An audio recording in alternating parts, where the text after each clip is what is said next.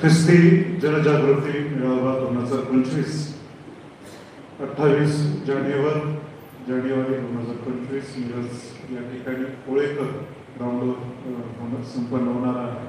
तरी आपल्या संपूर्ण मंडळीला आव्हान आहे की या दिवशी आपण सर्वांनी बहुसंख्येनं त्या ठिकाणी उपस्थित राहावं. या मागील उद्देश हाच आहे की ख्रिस्ती समाज हा एका विश्वासामध्ये एकत्रित बांधला जावा. ज्या देशामध्ये आम्ही वास्तव्य करत आहोत त्या देशातील संविधानाने जे अधिकार आम्हाला दिलेले आहेत त्या अधिकाराची जाणीव आणि त्या घोषणा आम्हाला ज्ञात व्हाव्या. आणि या मेळाव्याच्या माध्यमातून एक महत्त्वपूर्ण गोष्ट आपण त्या दिवशी जाहीर करणार आहोत, ती म्हणजे persecution rescue force PRF task force ही आपण त्या दिवशी अनाऊन्स करणार आहे. ज्याचा उद्देश हा आहे की या महाराष्ट्रामध्ये देशामध्ये अनेक असे सेवक आहेत जे सेवा करत आहेत आणि बऱ्याच ठिकाणी त्यांना प्रतिकूल परिस्थितीला सामोरे जावं लागत आहे, छळवादाला त्यांना सामोरे जावं लागत आहे. आणि अशा कठीण काळामध्ये अशा प्रतिकूल परिस्थितीमध्ये बऱ्याचदा आर्थिक दुर्बलतेमुळे अशा सेवकांना त्या ठिकाणी त्यांची न्याय हक्काची लढाई लढता येत नाही. कायदेविषयक योग्य ज्ञान नसल्या कारणानं बऱ्याचदा त्यांना बऱ्याच प्रतिकूल परिस्थितीला सामोरे जावं लागत आहे. आणि याच सर्व गोष्टीचा विचार करून सेवेमध्ये असणाऱ्या सर्व सेवकांसाठी एक प्रकारचं कायदेशीर संरक्षण आणि एक सहाय्याचा हस्त म्हणून PRF ही टीम आपण त्या ठिकाणी स्थापित करणार आहोत. ज्या ठिकाणी अशी परिस्थिती निर्माण होईल त्या ठिकाणी असणाऱ्या सर्व सेवकांना जे कायदेशीर संरक्षण सर्व वकिलांसाठी ज्या काही सर्व गोष्टी आहेत ती ही टीम त्यांना त्या ठिकाणी मदत करेल आणि त्यांच्या सेवेमध्ये त्यांना उभं राहण्यासाठी चालण्यासाठी विशेष करून या टीमचा सहभाग राहील.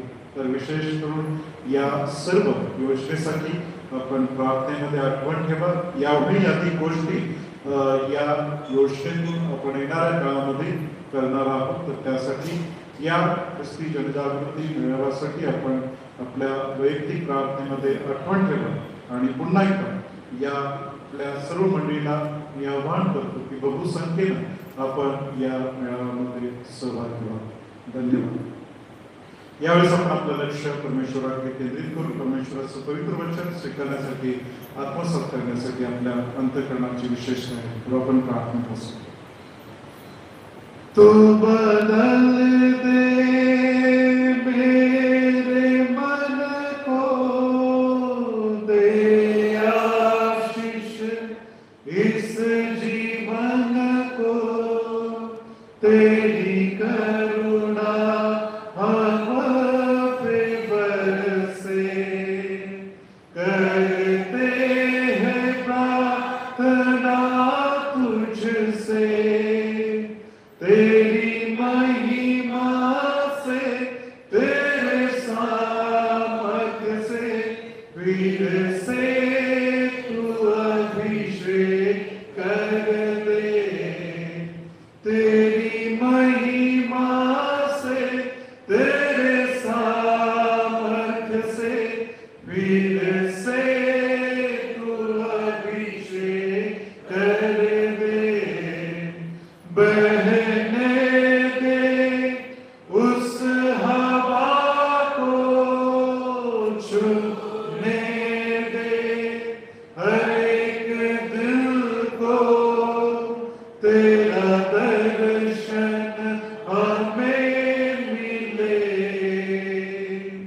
करते हैं प्रार्थना तुझसे, तेरी महिमा से, तेरे सामर्थ्य से, वीर से तू अभिषेक कर दे, तेरी महिमा से, तेरे सामर्थ्य से, वीर से तू अभिषेक कर दे. येणाऱ्यानंतर ईश्वरा दयेच्या कृपेच्या महासागरा या सृष्टीच्या निर्मात्या आमच्या जिवंत उद्धारक देवा परमेश्वर प्रभू येशू ख्रिस्ताच्या नावामध्ये आम्ही तुझ्या चरणाचा वेळतो नतमस्तक होतो. आमचं समर्पण तुझ्या पवित्र हातामध्ये करतो. प्रार्थना करतो बोल प्रभू तुझा दास ऐकत आहे. बोल प्रभू तुझी दास ऐकत आहे. तुझ्या पवित्र वचनाद्वारे वाणीद्वारे तू आमची भेट घे. तुझी दैवी इच्छा तो मला प्रकट कर ही सांग तुझ्याकडे प्रार्थना विनंती करतो. प्रभू येशू आमचा तारक उद्धारक याच्या प्रियनी दोन नाव मागतो म्हणून तो एक आमेन. Praise the Lord. परमेश्वराची स्तुती असो, त्याच्या नावाला मान महिमा गौरव आता आणि सदा सर्व काळ असो. आजचा हा दिवस प्रत्येकाच्या जीवनासाठी आशीर्वादित आनंददायी आरोग्यदायी केला. त्याने त्याची कृपा, त्याची दया, त्याचा अनुग्रह, त्याचं प्रेम, त्याचं सानिध्य, त्याचं संरक्षण आणि त्याचा प्रीतीपूर्ण वरदहस्त या भूतलावरील प्रवासामध्ये इथपर्यंत आम्हा प्रत्येकावर ठेवला आणि पुन्हा एकदा परमेश्वराच्या पवित्र सहभागितेमध्ये राहून त्याची दैवी वाणी ग्रहण करण्याची संधी परमेश्वराने आम्हा प्रत्येकाच्या जीवनासाठी आशीर्वादित केली. त्यासाठी आपण दैवाचे मनापासून आभार मानूया, त्याची उपकार स्तुती करूया. त्याच्या नावाला मान महिमा गौरव आज आणि सदा सर्व काळ देऊया. आज 26 जानेवारी सर्व देशभरामध्ये प्रजासत्ताक दिन रिपब्लिकन डे म्हणून साजरा केला जात आहे. आणि निश्चित अर्थानं 26 जानेवारी 1950 रोजी जे संविधान लिहिण्यात आलं आणि या देशासाठी जे संविधान लिहिण्यात आलं त्या दिवसाची आठवण म्हणून हा सर्वत्र देशभरामध्ये साजरा करण्यात येतो. आणि खात्रीनं आपण ज्या देशामध्ये राहतो, ज्या देशामध्ये परमेश्वरानं तुम्हाला आणि मला पाचारण केलेला आहे त्या देशाचा मान, त्या देशाचा सन्मान आम्ही दिला पाहिजे. आणि प्रभूनं आम्हाला त्याच्या पवित्र वचनातून ते या गोष्टी शिकवलेल्या आहेत. आणि म्हणून या देशाचे नागरिक म्हणून आपलं जीवन जगत असताना मला आजच्या या विशेष दिनाचं औचित्य साधून आपल्या सर्वांना आव्हान करायचं आहे की या देशामध्ये राहत असताना देशाचे जे नियम आहेत, व्यवस्थापनाचे जे नियम आहेत ते ख्रिस्ती नागरिक या नात्याने आपण खऱ्या अर्थानं तंतोतंत पाळण्याचा प्रयत्न केलाच पाहिजे, पाळलेच पाहिजे. आणि ते पाळून आम्ही आमच्या देशाचा आणि दैवानं जे आम्हाला शिकवलेलं आहे त्याचा आम्ही सन्मान करणं गरजेचं आहे. खऱ्या अर्थानं एक आनंदाची गोष्ट हीच आहे की त्या देशाचं जे संविधान आहे ते अगदी विश्वासानं खात्रीनं मला आपल्याला सांगायला अभिमान वाटतो की या देशाचं जे संविधान आहे ते संविधान हे बायबल आधारित असं लिहिण्यात आलेलं आहे. डॉक्टर बाबासाहेब आंबेडकर ज्यावेळेस त्यांनी या संविधानाचं लिखाण केलं त्यावेळेस पवित्र शास्त्राचं देखील त्यांनी अध्ययन केलेलं आहे. आणि म्हणून देशाच्या घटनामधील बरेचसेच नियम जर तुम्ही पाहिले, अभ्यास केला, ते शिकले तर तुम्हाला ते पवित्र शास्त्र आधारित त्या नियमांची जाणीव होईल. आणि म्हणून आम्ही प्रत्यक्षरित्या दैवानं दिलेल्या गोष्टींचं आम्ही पालन करत आहोत. आणि त्या दृष्टिकोनातून आम्ही या देशाचे नागरिक या नात्यानं आम्ही या सर्व नियमांचं पालन करावं आणि आपल्या देशाचा सन्मान करावा हे आव्हान या समय मी आपल्याला करीत आहे. देवाच्या प्रियमंडळी, देवाच्या पवित्र वचनाकडे आपण आपलं लक्ष केंद्रित करत असताना गेल्या भागामधील एक महत्वपूर्ण विचार शिकलेला आहे, आपण पाहिलेला आहे, त्यावर मनन चिंतन केलेलं आहे. आणि बऱ्याच संकल्पापैकी एक संकल्प म्हणजे प्रार्थनाशील जीवन जगण्याचा संकल्प आम्ही 2025 मध्ये करावा हा एक विचार मी आपल्या समोर मांडलेला होता. आणि या विचाराकडे आपण जात असताना या विचारावर आपण चिंतन करत असताना पवित्र शास्त्रामधील वेगवेगळ्या सेवकांची प्रार्थना कशी होती, काय होती, कशा पद्धतीने त्यांनी प्रार्थना केली, कोणत्या परिस्थितीत त्यांनी प्रार्थना केली आणि त्यांच्या प्रार्थनामय जीवनाचं प्रतिफळ त्यांना कशा प्रकारे प्राप्त झालं हा देखील विचार आम्ही परमेश्वराच्या पवित्र वचनातून शिकण्याचा प्रयत्न केला. प्रार्थना निरंतर करा, सातत्यानं करा, प्रार्थनेमध्ये जागृत राहा असे विचार पवित्र शास्त्रामधून देवाचे अभिषिक्त सेवक आणि स्वतः प्रभू येशू ख्रिस्त संत पौल यांच्याद्वारे आम्हाला प्राप्त झालेले दिसून येत आहे. आणि म्हणून दानियेलची प्रार्थना आपण पाहण्याचा प्रयत्न केला, हिजकियाची प्रार्थना पाहण्याचा प्रयत्न केला, शद्रक, मेशक, अबेदnego यांची देखील प्रार्थना पाहण्याचा प्रयत्न केला.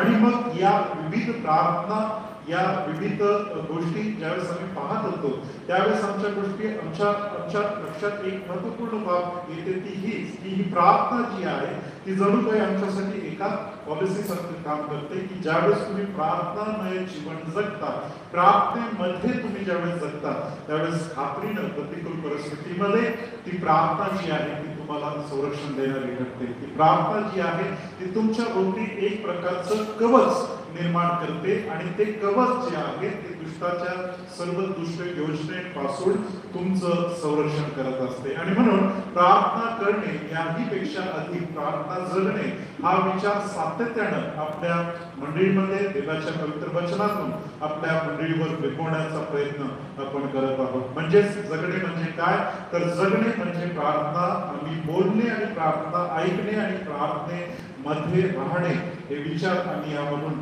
पाहण्याचे शिकण्याचे प्रयत्न करत आहोत. आणि त्याप्रमाणे आम्ही प्रार्थना कशी करावी कशा रीतीने करावी हा देखील विचार आम्ही गेल्या मननामध्ये चिंतनामध्ये आम्हाला पाहण्याचा शिकण्याचा आपण प्रयत्न केलेला आहे. प्रार्थना जी आहे प्रार्थनेकडे आपण पाहत असताना आजच्या या भागाकडे येत असताना त्यातील एक भाग राहिला आणि म्हणून तो पुन्हा एकदा आपल्या समोर घेऊन यावा म्हणून हा विषय मी पुन्हा आजच्या चिंतनासाठी घेतलेला आहे. प्रार्थनाकडे आपण पाहत असताना प्रार्थना ही ज्याप्रमाणे तुम्हाला म्हणते की प्रार्थना एक आमच्यासाठी सुरक्षा कवच आहे. आणि हे सुरक्षा कवच का आहे? प्रार्थना आमच्या भोवती सुरक्षा कवच कसं निर्माण करतो ते सुरक्षा कवच कसं होतं तर प्रार्थना जी आहे ती आम्हाला देवाच्या सानिध्यात ठेवते. प्रार्थना कुठे ठेवते? आम्हाला देवाच्या सानिध्यात ठेवते. निरंतर प्रार्थनेमध्ये ज्यावेळेस आम्ही राहतो त्यावेळेस आमच्या आचार विचारा मनामध्ये आमच्या जीवनातील प्रत्येक घटनामध्ये परिस्थितीमध्ये प्रसंगामध्ये प्रार्थना आमच्याशी बोलते. प्रार्थना ऐकण्यासाठी आमचं कान आंतरिक कान सदैव उघडं राहणं गरजेचं आहे. आमचे ज्ञानचक्षु आम्ही उघडं ठेवणं गरजेचं आहे. आणि देवाचा आवाज कुठल्या परिस्थितीतून प्रसंगातून कोणत्या प्रकारे तो आमच्याशी बोलत आहे कुठल्या घटना प्रसंगातून तो आवाज आमच्याशी बोलू शकतो हे ऐकण्याची आमची मानसिकता असणं गरजेचं आहे. आणि ते ऐकण्यासाठी प्रत्येक जीवनामधील घडणारे प्रसंग त्याच्यामध्ये आमचे आत्मिक कान उघडे ठेवणं गरजेचं आहे. कारण की ज्यावेळेस तुम्ही या पद्धतीने राहता त्यावेळेस देव तुमच्या सानिध्यात राहतो. देवाची देणगी इच्छा तुम्हाला प्रकट होते आणि देवाचं तुमच्या सानिध्यामध्ये असणं म्हणजे प्रकाश तुमच्या जीवनामध्ये असणं त्याचं संरक्षण तुमच्या जीवनामध्ये तयार होणं आहे. कारण की प्रकाशामध्ये तुम्ही राहणं म्हणजे अंधकार तुमच्या जीवनामध्ये राहणार नाही. म्हणून प्रार्थना जगावी का? कारण की ती प्रार्थना जी आहे ती आमच्या भोवती संरक्षणाचं आवरण. ज्यावेळेस तुम्ही देवामध्ये राहता त्यावेळेस तुम्ही त्या प्रार्थनेमध्ये जगता त्यावेळेस हे संरक्षण काय होतं तुमच्या भोवती तयार होतं. एक प्रकारचे तट एक प्रकारचे वॉल्स तुमच्या भोवती म्हणजे एक सिक्युरिटी वॉल जे आहे ते तुमच्या भोवती तयार होतात आणि त्यामध्ये कोणी सुद्धा प्रवेश करू शकत नाही. कारण की प्रकाशानं तुमच्या जीवनात ताबा घेतलेला आहे. म्हणून प्रार्थना जगा हे का म्हणत आहे हा विचार का सातत्याने आपल्याला दिला जात आहे यासाठी की ती प्रार्थना जी आहे तुम्हाला देवामध्ये देव तुमच्यामध्ये वास्तव्य करतो आणि निश्चित अर्थानं तुमच्या प्रतिकूल परिस्थितीमध्ये हे एक संरक्षणाचं आवरण तयार होतं. आणि मग ते संरक्षणाचं आवरण जे आहे ते तुमच्या जीवनातील कुठलीही परिस्थिती असो चढ उतार असो कठीण परिस्थिती असो निराशमय परिस्थिती असो कुठलेही कठीण प्रसंग तुमच्या जीवनामध्ये हो कुठल्याही गोष्टीतून घटनेतून तुम्ही प्रवास करत असाल पण ही प्रार्थना जगत असताना ही प्रार्थना आम्हाला आंतरिकरित्या एक प्रकारची ऊर्जा देतं आंतरिकरित्या एक प्रकारचं धैर्य देतं आंतरिकरित्या एक प्रकारचं सामर्थ्य आम्हाला ती प्रार्थना देते. आणि त्या प्रत्येक प्रसंगावर मात करण्यासाठी ही प्रार्थना जी आहे ती आम्हाला स्थिर करते प्रियांनो. आणि म्हणून देवाच्या मंडळी आम्ही प्रार्थनेमध्ये राहावं प्रार्थना जगावं आणि प्रार्थना ऐकावी. देवाची वाणी त्यामधून ऐकण्याचा प्रयत्न करा. देवाची वाणी ऐकण्याचा प्रयत्न करा. देव त्यातून तुमच्याशी बोलत आहे. तो रोज तुमच्याशी बोलतो. फक्त त्याची वाणी ऐकण्यासाठी आपले कान मात्र सदैव त्याच्याकडे लावा. पुन्हा एकदा या चिंतनाच्या विचाराकडे आपण येत असताना हे संरक्षण ही संरक्षणाचं कवच हे तट आमच्यापासून कधी वेगळे होतात. कधी हे संरक्षण आमच्यापासून दूर होतं ज्यावेळेस आम्ही स्वतः त्याच्यापासून स्वतःला वेगळं करतो. आम्ही स्वतः ज्यावेळेस त्याच्यापासून स्वतःला वेगळं करतो त्यावेळेस निश्चित अर्थानं हे संरक्षण जे आहे संरक्षणाची कवच जे आहे हे तट जे आहे ते काय होतात, आमच्यापासून दूर गेले जातात किंवा आम्ही त्या कृपेपासून काय होतो, विभक्त होतो. त्यावेळेस निश्चित अर्थानं संकटाचे सावट आमच्या जीवनामध्ये येतात आणि ते सावट आमच्या जीवनामध्ये आले, ते वादळ आमच्या जीवनामध्ये आलं, तर त्यावेळेस आम्ही पडलो तर कदाचित तो होऊ शकणार नाही. कारण की शास्त्र सांगतं नीतिमान 7 वेळा पडला तरी तो उभा राहील, पण धार्मिक जो आहे तो एकदा पडला तर उद्ध्वस्त होईल. का? कारण की त्याच्या भोवती ते संरक्षणाचं कवच नाही. आणि मग हे कवच कशामुळं आमच्या जीवनातून दूर होतं, आणि म्हणून आज नेहमीच्या प्रार्थनेकडे थोडा वेळ आपलं लक्ष केंद्रित करणार आहे.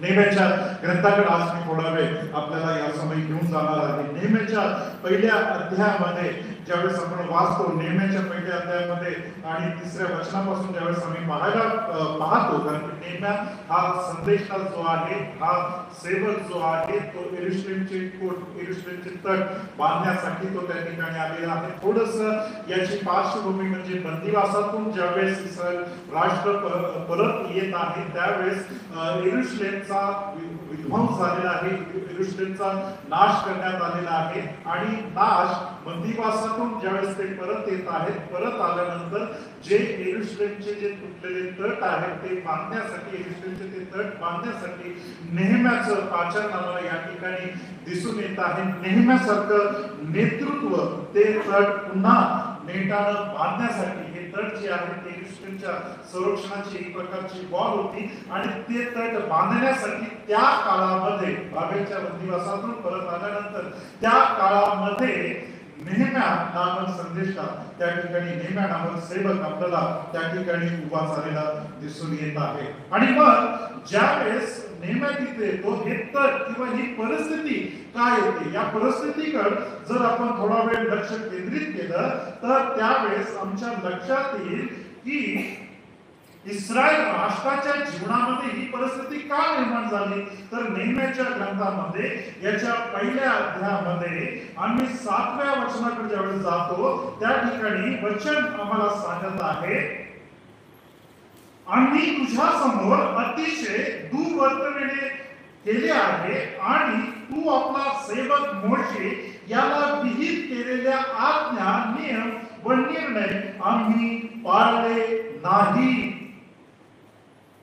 काय ही परिस्थिती, काय या परिस्थितीमध्ये आज यरूशलेम आहे, का त्या बंदिवासामध्ये आज यरूशलेमला जावं लागत आहे. तर याचं कारण ज्यावेळेस नेहम्या प्रार्थना करतो, त्या प्रार्थनेमध्ये तो त्याचं कारण व्यक्त होत असताना दिसून येत आहे. आणि ते कारण काय आहे, आम्ही तुझ्यासमोर अतिशय दुर्वर्तन केलेले आहे. तुझा सेवक मोशे याच्याद्वारे जे विधी, नियम, आज्ञा दिलेली आहे, त्या निर्णय आम्ही पाळलेले नाही. हे कबुली आहे, नेहमीची कबुली या ठिकाणी आहे. म्हणजेच या कबुलीमध्ये आम्हाला एक मात्र अतिशय गोष्ट स्पष्ट होते, ती म्हणजे यरूशलेमच्या जीवनामध्ये, इस्रायल राष्ट्राच्या जीवनामध्ये आलेली ही प्रतिकूल परिस्थिती जी आहे त्याची कारण मीमांसा केली तर आम्हाला ही गोष्ट त्या ठिकाणी दिसून येत आहे. ज्या वेळेस इस्रायल राष्ट्र परमेश्वराच्या पवित्र सहभागितेपासून दूर गेलेला आहे, देवाच्या आज्ञा, विधी, नियमापासून ज्यावेळेस इस्रायल राष्ट्र दूर गेलेला आहे, त्या वेळेस त्या इस्रायल राष्ट्राला बंदिवासामध्ये जावं लागलेलं आहे.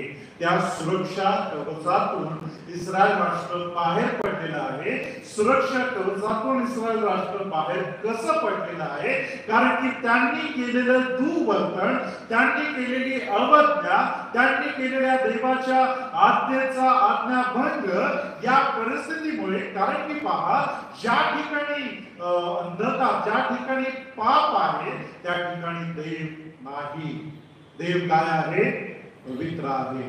आणि ज्या वेळेस इस्रायल राष्ट्रानं देवाच्या इच्छेविरुद्ध वर्तन केलं, त्यावेळेस त्यांना प्रतिकूल परिस्थितीला सामोरे जावं लागलं. आणि ती प्रतिकूल परिस्थिती म्हणजे कित्येक काळ त्यांना बंदिवासामध्ये आपलं जीवन व्यतीत करावं लागलेलं आहे. पण देव कृपाळू आहे. देव प्रेमळ आहे, देव कनवाळू आहे. ज्याच्या वेळेस इस्रायल राष्ट्राने पुन्हा अप्रोच केला, ज्याच्या वेळेस पुन्हा इस्रायल राष्ट्र परमेश्वराकडे आलं, त्यावेळेस परमेश्वराने त्याची कृपा दिली, त्यांना पुन्हा सामावून घेतलं आणि त्या परिस्थितीमध्ये त्यांच्या आवश्यकतेनुसार त्याचे अभिषिक्त सेवक त्यांच्यासाठी उभे केले. आणि अशा या संदेशांपैकी, अशा राजांपैकी, अशा सेवकांपैकी एक सेवक म्हणजे नेहम्या या ठिकाणी आम्हाला दिसून येतात. आणि मग नेहम्याच्या या जीवनाकडे आपण पाहत असताना नेहम्या ज्यावेळेस परमेश्वराकडे हे काम सुरू करण्यापूर्वी नेहम्यानं कोणती पहिली गोष्ट त्या ठिकाणी केलेली आहे तर नेहम्यानं प्रार्थना केलेली आहे.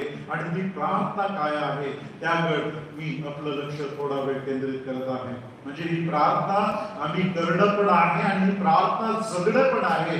या प्रार्थनेमध्ये दोन्ही विचार नेहम्याच्या जीवनातून व्यक्त होत असताना आम्हाला दिसून येत आहे. जे काही आम्ही शिकत आलेलो आहे त्यातील भाग आम्हाला नेहम्याच्या प्रार्थनेमध्ये या ठिकाणी दिसून येत आहे आणि तो यावेळेस थोडा वेळ आम्ही पाहण्याचा प्रयत्न करणार आहोत. आणि म्हणून तिसऱ्या वचनाकडे ज्यावेळेस आम्ही जातो, त्यांनी मला सांगितले, बंदिवासातले जे अवशिष्ट लोक त्या प्रांतात राहिले ते मोठ्या दुर्दशेत असून त्यांची अप्रतिष्ठा होत आहे. यरूशलेमचा तटही पडला आहे व त्याच्या वेशी आग लावून जळून टाकले आहे. हे ऐकताच मी खाली बसून रडू लागलो आणि बरेच दिवसापर्यंत मी विलाप करीत राहिलो, असं या ठिकाणी म्हटलेलं आहे. ज्या वेळेस नेहम्या या गोष्टी त्याच्या जवळ येतात, त्याच्या समोर येतात, त्यानंतर नेहम्यानं काय केलेलं आहे तर नेहम्यानं त्या ठिकाणी विलाप केलेला आहे. आणि हे तुटलेलं संरक्षण, हा तट बांधण्यापूर्वी नेहम्यानं पहिल्यांदा, कारण की त्याचं मूळ कारण काय, हे का घडलं याच्याकडे नेहम्या जातात. या तटभिंती, या भिंती बांधणं हे बांधणं याची सुरुवात नाही, पण हे का आमच्या जीवनामध्ये आलं, हे का घडलं, हे कोणत्या गोष्टीमुळे घडलं, त्या मूळ कारणाकडे नेहम्या जात असलेला आपल्याला दिसून येत आहे. म्हणून असं नाहीये की नेहम्याला ज्यावेळेस वाचाने गेलं त्यामुळे नेहम्या लगेच त्या ठिकाणी गेला आणि मग त्यानं प्लॅन केला आणि त्यानं तट बांधायला सुरुवात केली. नाही, असं नेहम्याचं त्या ठिकाणी हे नंतरच्या भागामध्ये आहे, हे त्यानं त्या ठिकाणी केलेलं नाहीये. पहिल्यांदा याची कारण मीमांसा, हे का, कशामुळं या परिस्थितीतून आम्हाला जावं लागत आहे, ही परिस्थिती का या राष्ट्रावर, का या देवाच्या लोकांवर आलेली आहे, त्याची कारण मीमांसा करत आहे. आणि म्हणून या ठिकाणी या जे कवच जे तुटलेलं आहे, जे कृपेमधून जो इस्रायल राष्ट्र विभक्त झालेला आहे, यापूर्वी या नेहम्यानं पहिली गोष्ट त्या ठिकाणी काय केली तर त्यानं खाली बसून तो रडू लागला आणि त्या ठिकाणी त्यानं विलाप केलेला आपल्याला दिसून येत आहे. आणि मग या विलापामध्ये तो विलाप करीत राहिला आणि त्यानंतर त्यानं नेहम्यानं पहिलं पाऊल उचललेलं आहे. म्हणजे नेहम्यानं त्या परिस्थितीमध्ये ते तट बांधण्यासाठी, कारण की पहा, तट बांधणं किंवा तट पडणं याच्यामधील कारण फक्त बाहेरचीच नव्हती. जर तुम्ही नेहम्याचा ग्रंथ वाचला तर त्यातल्या आतील म्हणजे त्यांच्या मधील लोकांचा देखील त्याला काय होता, विरोध होता.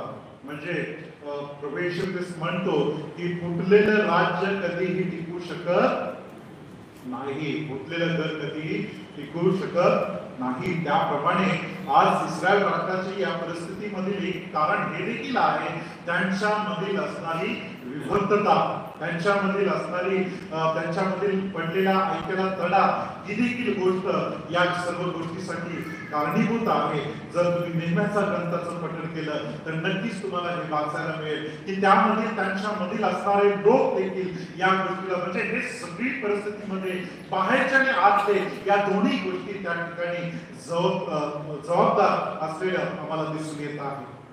आणि मग या नेहम्यानं काय केलेलं आहे तर पहिली गोष्ट त्या ठिकाणी त्यानं प्रार्थना केलेली आहे. पहा, सुरुवात काय आहे, मी उपवास करून स्वर्गीच्या देवाची प्रार्थना केली. नेहम्याची पहिली स्टेप, पहिलं पाऊल पहिलं पाऊल काय आहे? त्यानं प्रार्थना केली असं म्हटलेलं आहे. त्यानं त्या ठिकाणी प्रार्थना केली आणि मग ती प्रार्थना कशा रीतीनं त्या ठिकाणी केलेली आहे ती खरंच आम्ही शिकण्यासारखी आहे. 5व्या वचनामध्ये ज्यावेळेस आम्ही जातो तेव्हा तो म्हणतो, हे स्वर्गीच्या देवा, हे थोर व भयावह देवा, तुझ्यावर प्रीती करणारे, तुझ्या आज्ञा पाळणारे यांच्या संबंधाने तू आपला करार पाळतोस व त्यांच्यावर करुणा करतोस. मी प्रार्थनेचा पॅटर्न घेतलेला होता. प्रभूची प्रार्थना ही उत्तम आमच्यासाठी प्रार्थनेचा एक पॅटर्न आहे. कशी प्रार्थना करावी, कशी आमची प्रार्थना असावी, प्रार्थनेमध्ये काय असावं हा विचार त्याच्यामधून आपण शिकण्याचा प्रयत्न केलेला आहे. आणि अगदी नेहमीच्या प्रार्थनेकडे ज्यावेळेस आपण जातो त्यावेळेस पहिल्यांदा परमेश्वराचं गौरव करून हे भयावह देवा, आणि मग पुढच्या भागामध्ये तो म्हणतो की तुझ्यावर प्रीती करणारे, तुझ्या आज्ञा पाळणारे यांच्या संबंधाने तू आपला करार पाळतोस, त्यांच्यावर तू करुणा करतोस. 6व्या वचनामध्ये तुझे सेवक इस्रायल लोक यांच्यासाठी मी तुझा दास यावेळी रात्रंदिवस प्रार्थना करतो. म्हणजे प्रार्थना निरंतर करा, प्रार्थनेचं सातत्य. या ठिकाणी नेहमीची प्रार्थना या ठिकाणी जरी या 2 वचनामध्ये या ठिकाणी आपल्याला सांगितलेली आहे, पण नेहम्या ज्यावेळेस उपास आणि प्रार्थनेमध्ये तो त्या ठिकाणी आहे त्या ठिकाणी हा शब्द प्रयोग जो आहे, मी काय करत आहे, रात्र आणि दिवस प्रार्थना करत आहे. आता रात्रंदिवस प्रार्थना करत असताना आमच्या मनामध्ये काय येतं? रात्रंदिवस नेहम्या एका खोलीमध्ये बसला असेल का? कशा पद्धतीनं नेहम्यानं ती रात्र आणि दिवस प्रार्थना केली असेल, ती प्रार्थना त्यानं त्या ठिकाणी जगली असेल, हा विचार या ठिकाणी नेहम्याच्या या विचारातून प्रगट होत असलेला दिसून येत आहे. या वचनातून तो प्रगट होत असलेला दिसून येत आहे. आणि पुढच्या भागामध्ये तो म्हणतो, ती कान देऊन आई व डोळे उघडून पहा, आम्ही इस्रायल लोकांनी तुझ्या विरुद्ध पातके केली आहे. म्हणजे प्रार्थनेमधील हा दुसरा विचार जो आहे तो महत्वपूर्ण विचार या ठिकाणी नेहम्या त्या प्रार्थनेमध्ये करत आहे. कारण की ज्या कारणामुळे ही परिस्थिती निर्माण झाली ती कबुली आधी नेहम्या परमेश्वराकडे जाऊन देत असलेला दिसून येत आहे. प्रार्थना जगणं या विचाराकडे आपण जात असताना किंवा प्रार्थनेमध्ये आम्ही राहत असताना खात्रीनं या जगामध्ये आम्ही जगत असताना नक्कीच आमच्या या जगातील प्रवासामध्ये कधी कधी आम्ही अशा परिस्थितीतून जातो. पण या ठिकाणी जे पश्चातापी अंतःकरण आम्हाला पाहिजे, कबुली करण्याचं अंतःकरण आम्हाला पाहिजे, बऱ्याचदा त्यामध्ये आम्ही कमी पडतो. कारण की स्तोत्रकर्ता म्हणतो, स्वतःच्या चुका कोणाला दिसतात, तू माझ्या गुप्त दोषापासून मला काय कर, मुक्त कर. स्तोत्रकर्ता म्हणतो, मी तुझ्या विरुद्ध पाप करू नये म्हणून आपल्या मनात तुझे वचन जपून ठेवले आहे. ज्यावेळेस मी माझ्या मनात विचार केला, मी माझ्या अपराधांची कबुली केली, त्याच वेळेस तू माझ्या अपराधांची काय केलेली आहेस, क्षमा केलेली आहेस.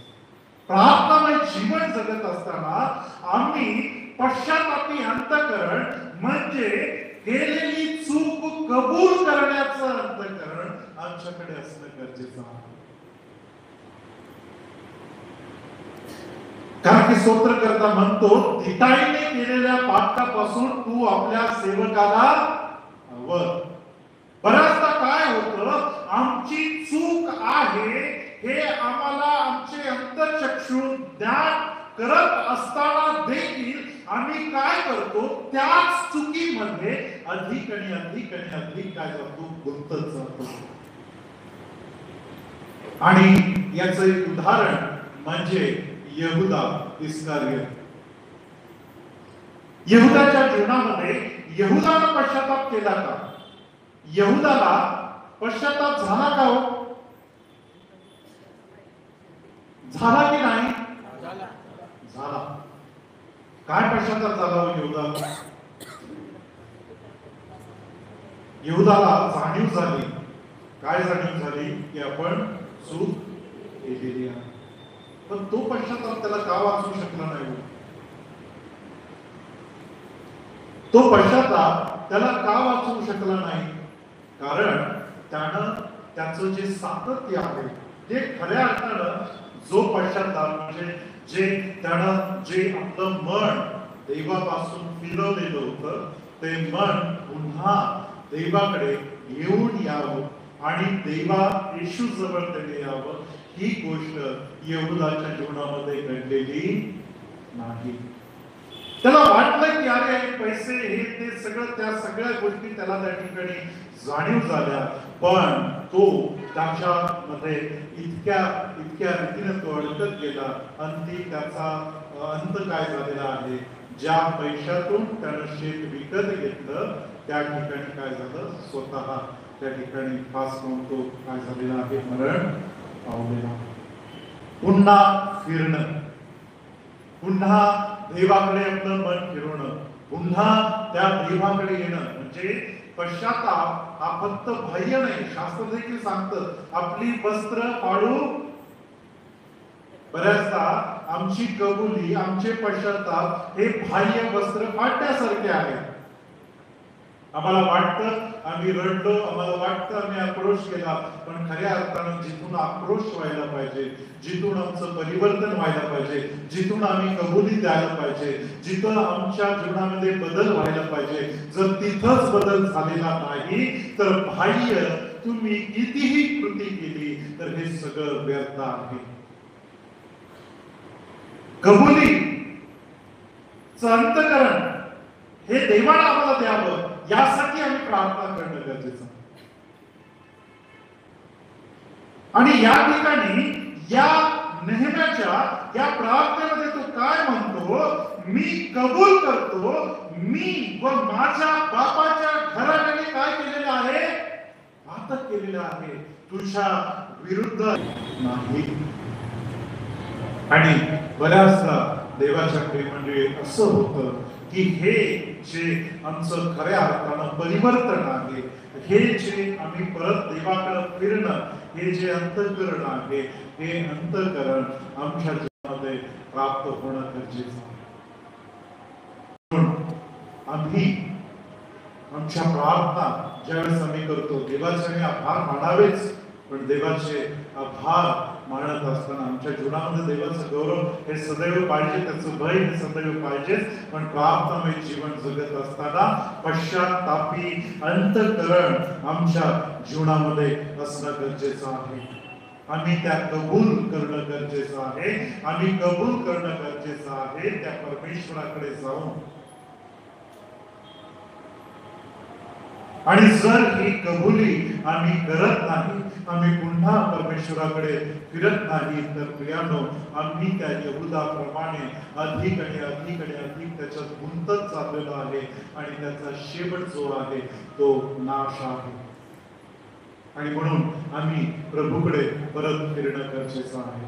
आणि मग प्रभूकडे परत फिरण्याचा मार्ग म्हणजे येशू. देवाकडे परत फिरण्याचा मार्ग म्हणजे काय आहे? येशू. आणि ज्यावेळेस नेहम्या या काळामध्ये ज्यावेळेस हे तट बांधण्याच्या वेळेस या सर्व गोष्टी त्यानं सुरुवात केल्या, पुन्हा इस्रायल राष्ट्राने चुकीच्या गोष्टी केल्या आणि मग त्या लोकांना पुन्हा त्या ठिकाणी संजीवित करण्यासाठी एज्रा या सेवकाला नेहम्याने बोलवलं आणि नियमशास्त्राचा ग्रंथ त्या ठिकाणी वाचण्यात आला. तो वाचण्यात यासाठी आला की पुन्हा त्या लोकांनी कुठं वळावं? देवाकडे वळावं. आणि तो शब्द जो आहे, ज्या ग्रंथ जो आहे, ज्या नावामध्ये पूर्ण झाला, ते नाव म्हणजे कोण आहे? आज येशू. कारण की तो रद्द करायला नाही तर तो पूर्ण करायला आला. आणि म्हणून आम्ही पुन्हा येशूकडे येणं गरजेचं आहे. येशूकडे आम्ही ते कबूल करणं गरजेचं आहे. कारण की आमची कृती, आमची कर्म किंवा बाह्य गोष्टी करून आम्ही पश्चाताप केला, हे एक आमचं जे मानसिक समाधान आहे ते फक्त आम्ही आमच्या भोवती केलेलं मृगजळ आहे.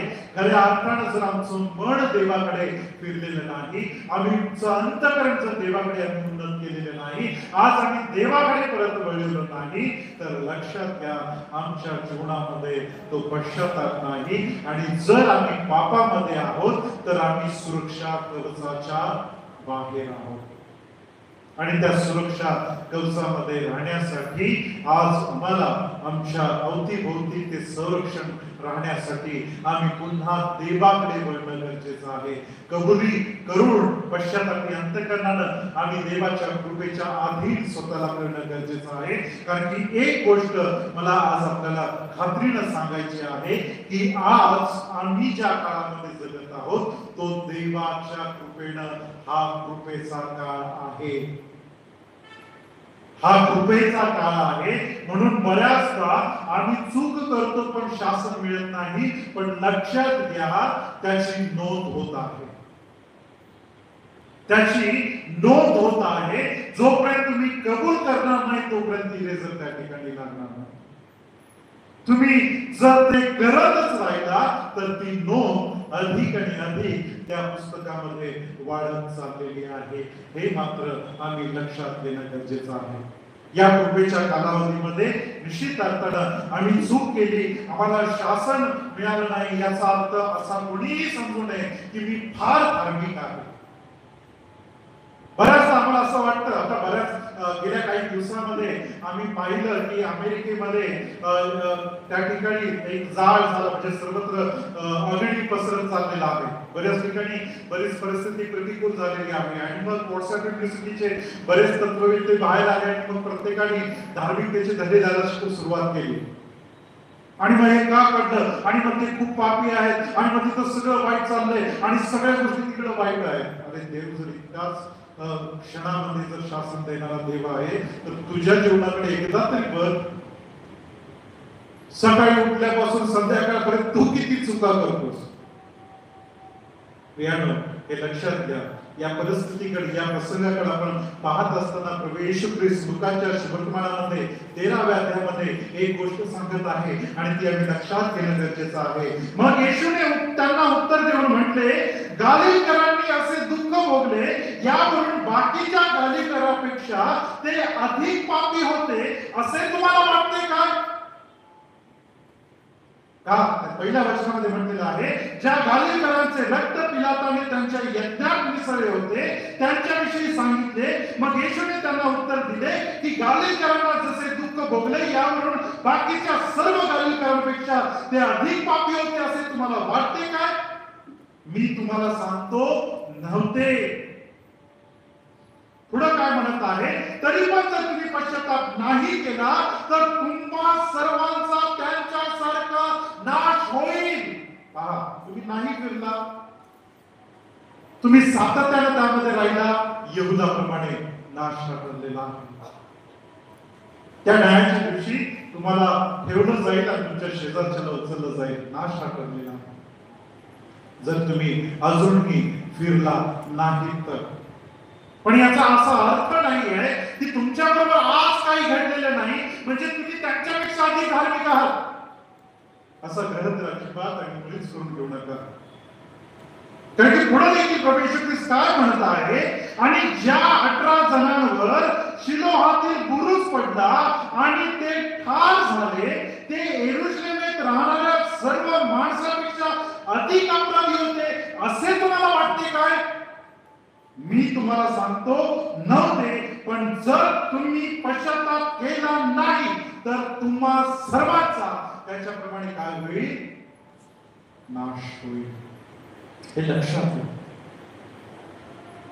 कधी कधी आम्ही भावनिक होतो आणि भावनिकतेमध्ये आम्ही न्यायाधीश म्हणून जातो आणि मग त्या प्रत्येक परिस्थितीला आम्ही न्यायाच्या दृष्टिकोनातून पाहतो. मग सुनामी आली, त्याच्यामध्ये लोक मेले, तर काही लोकांनी असं म्हणलं की अरे ते समुद्र किनाऱ्यावर बऱ्याचशा पार्ट्या चालतात आणि म्हणून देवानं ते सगळं पुसून टाकलं. अरे मग तू तुझ्या गावात काय करतोस? मद्यपान करणारे फक्त काय तिथंच आहेत का? इथं पण आहेतच की. वाईट कर्म करणारे तिथंच आहे का? इथं पण आहे तिथे. तू त्यांच्यापेक्षा अधिक धार्मिक आहे. देवाचं नाही. तुम्ही लक्षात घ्या, आम्ही कृपेच्या काळात आहोत. कृपा आम्हाला सावरून धरत आहे. कृपा आम्हाला संधी देते. कृपा आम्हाला काय करते? पुन्हा उभं करते प्रियांना. पण या ठिकाणी येशू ख्रिस्त हे सातत्याने सांगत आहे की गालिलकरांचं रक्त मिसळ म्हणजे ते तुमच्यापेक्षा अधिक अपराधी होते म्हणून नाही, किंवा तो बुरुज पडला ज्यावेळेस ते 11 जण ठार झाले ते तुमच्यापेक्षा अधिक अपराधी होते का? तर नाही. पण जर तुम्ही पश्चाताप नाही केला, तुम्ही कबुली नाही केला, तुम्ही परत नाही फिरला, परत तुम्ही देवाकडे नाही आला, ते कबूल करून ज्याप्रमाणे नेहम्या पुन्हा देवाकडे येत असताना तो कबूल करतोय, होय आम्ही तुझ्याविषयी आम्ही दुर्वर्तन तुझ्या समोर आम्ही दुर्वर्तन केलेलं आहे. तुझा सेवक मोशे याने दिलेले आज्ञा नियम याचं आम्ही पालन केलेलं नाहीये, याचा आज्ञाभंग केलेला.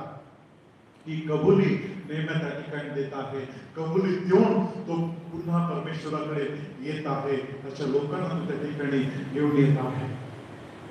आणि म्हणून आम्ही इतरांपेक्षा धार्मिक आहोत म्हणून आमच्या जीवनामध्ये नाही असं मुळीच नाहीये. पण देवाला तुम्हाला संधी दिलेली आहे, ती कृपा दिलेली आहे. आणि म्हणून तुम्ही जर पश्चाताप नाही केला, तुम्ही जर परत नाही फिरला, तर नाश हा ठरलेला आहे. म्हणून येशू ख्रिस्त दोन उदाहरणं देऊन सांगतो की त्यांच्यापेक्षा इतर लोक अधिक धार्मिक होते असं नाही, किंवा ते अधिक अपराधी होते असं नाही, पण तुम्ही पश्चाताप करा. पण या परिस्थितीमध्ये एक मात्र विचार मला आपल्याला सांगायचा आहे. योहान 10:10 प्रमाणे आम्ही कृपेच्या काळामध्ये आहोत, पण दुष्टता जी आहे त्याच्या भक्तजनांना गिळंकृत करण्यासाठी काय झालेली आहे? टपलेली आहे. तो सैतान जो आहे तो गरजणाऱ्या सिंहाप्रमाणे तो त्या ठिकाणी टपलेला आहे. त्याच्या लोकांना त्याच्यापासून दूर करण्यासाठी सैतान या जगामध्ये, ती दुष्टता या जगामध्ये देवापासून दूर घेऊन जाण्यासाठी ही सदैव तटस्थ आहे. आणि मग योहान 10:10 मध्ये काय म्हटलेलं आहे? चोर येतो तो केवळ चोरी, घात व नाश करायला येतो. मी तर त्यांना जीवन प्राप्त व्हावी, ती विपुलपणे व्हावी म्हणून आलेलो आहे. चोर येतो तो कशासाठी? चोरी, घात आणि नाश करण्यासाठी. दुष्टता जी आमच्या जीवनामध्ये आहे, पहा, ती आमच्या जीवनामधील असणारी परिस्थिती जी आहे, आमच्या जीवनामधील या अवतीभोवतीच्या घटना ज्या आहेत, या घटना बऱ्याचदा दुष्टता काय करते? आमच्या जीवनामध्ये ती आशा निराशेमध्ये परिवर्तित करण्याचा प्रयत्न करते. तुमच्या सेवकाई जीवनामध्ये देखील परमेश्वर तुमच्या सोबत आहे तोपर्यंत तुम्ही आशावादी आहात. परमेश्वरापासून तुम्ही विभक्त झाला, चोरानं दुष्टतेनं तुमच्या जीवनामध्ये प्रवेश केलाच म्हणून समजा. जर तुमचं घर संरक्षण करण्यासाठी तुम्ही अपयशी ठरला, त्याचं संरक्षण जर तुम्ही अपयशी ठरला, तर चोर प्रवेश करेल. आणि प्रवेश केल्यानंतर तो त्याच्या लोकांच्या जीवनामधून काय करेल? काय चोरी करेल? तर तो त्याच्या लोकांच्या जीवनामधून ती आशा, ख्रिस्तामधील असणारी आशा, ख्रिस्तामधील असणारा आनंद जो आहे, तो आनंद चोरी करण्यासाठी तो चोर, ती दुष्टता तुमच्या जीवनामध्ये प्रवेश करेल. या ठिकाणी म्हणलेलं आहे घात. तुम्ही इंग्रजी भाषांतरामध्ये ऐकलं तर किल म्हटलेलं आहे, म्हणजे नष्ट करणं. तो तुमचं ख्रिस्ती विश्वासामधील असणारं जे जीवन आहे, तो जीवन नष्ट करण्यासाठी ती दुष्टता तुमच्या जीवनामध्ये प्रवेश करेल. आज देवाच्या प्रिय मंडळी, त्या दुष्टतेपासून आम्ही सुरक्षित राहण्यासाठी आम्हाला आमच्या अवतीभोवतीचे जे तट आहे ते सुरक्षित करणं गरजेचं आहे.